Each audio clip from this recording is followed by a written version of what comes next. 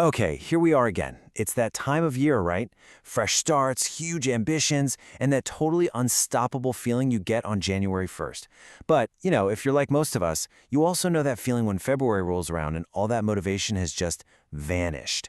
So what's going on here? And more importantly, how do we finally make our resolutions stick for good? Let's get into it. We've all ridden this roller coaster, haven't we? You start out so strong, completely convinced that this is going to be the year. And then, well, life happens. But what if the problem isn't that you lack willpower? What if we've been using the wrong playbook this whole time? Let's unpack the real reason our best intentions so often fall flat. And this right here, this says it all. Failing at your resolution doesn't mean you failed. It means your strategy failed you.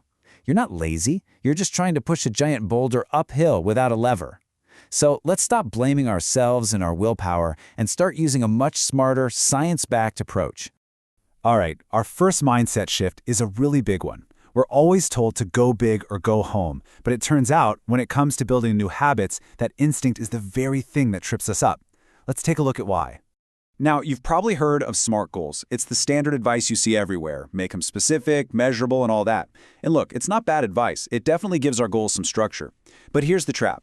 A perfectly SMART goal can still feel like a giant, intimidating mountain to climb, especially on a day when your motivation is, at zero. This slide shows the two paths perfectly. On the left, you've got this huge, ambitious goal. It sounds impressive for sure, but on a busy Tuesday, it feels like you're being asked to climb Mount Everest. But then, look at the right. A goal so small, it's almost laughable. Do one push-up. But that's its superpower. It's literally too small to fail. It completely bypasses the need for motivation. So here's the crucial takeaway. The point of the tiny habit isn't the push-up itself. Not at all. The real goal is to build the identity of a person who works out. You're just creating an automatic routine, a solid foundation. And once that tiny little action is wired into your day, you can so easily build on it.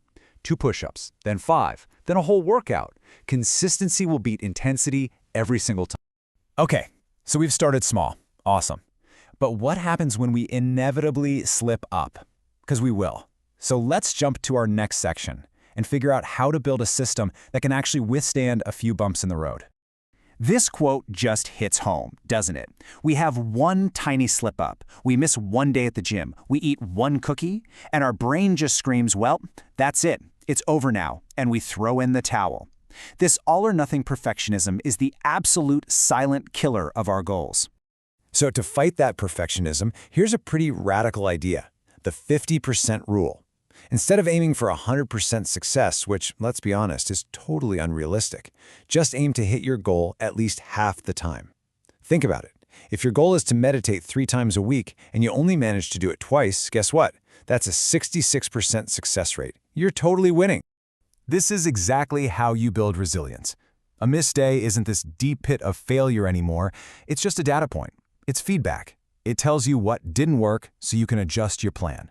So instead of quitting, you get curious, you learn from it, and that's the mindset that keeps you in the game. And staying in the game is the only way you're going to want to really supercharge this? Try what's called a commitment contract. It's a simple but powerful psychological hack. You state your goal clearly, but then, and this is the kicker, you define a really painful consequence for failing. Like maybe you have to donate money to a political party you can't stand. Then you set a great reward for succeeding.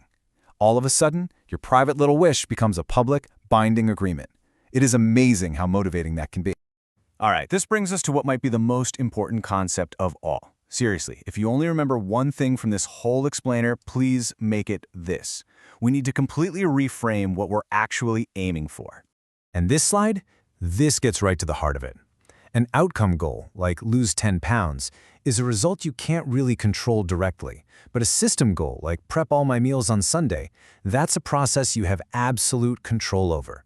So stop focusing on the number on the scale. Focus on nailing the process. When you get the system right, the outcome becomes almost inevitable. And a huge part of your system is your environment. We always think we need more willpower to resist the cookies. But what if the cookies just weren't on the counter in the first place? What we really need are better cues, not more motivation. Your physical space can be your biggest ally or your worst enemy, and you get to choose which one it is. This technique is called habit anchoring, and it's absolutely brilliant. You just link the new habit you want to build to a habit you already do, without even thinking about it. That old habit becomes the trigger for the new one. After I brush my teeth, I will do 1 push-up. When I walk in the door, I will immediately change into my workout clothes. It completely removes the need to think or decide, which makes the new habit automatic.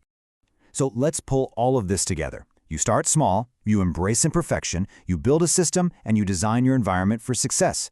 See, this isn't just a list of random tips. It's a complete revolution in how we should be approaching our goals.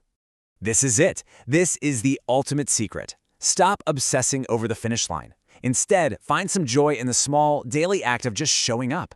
When you fall in love with the process, the meal prepping, the single push-up, the 5 minutes of meditation, you're no longer chasing a goal. You're just living as the person you want to become right now. So let's end with this one question. Forget about the grand, year-long plan for a minute. Based on everything we've just talked about, what is the one ridiculously tiny step you can take today to start building your new system? Because that, right there, is where the real revolution begins.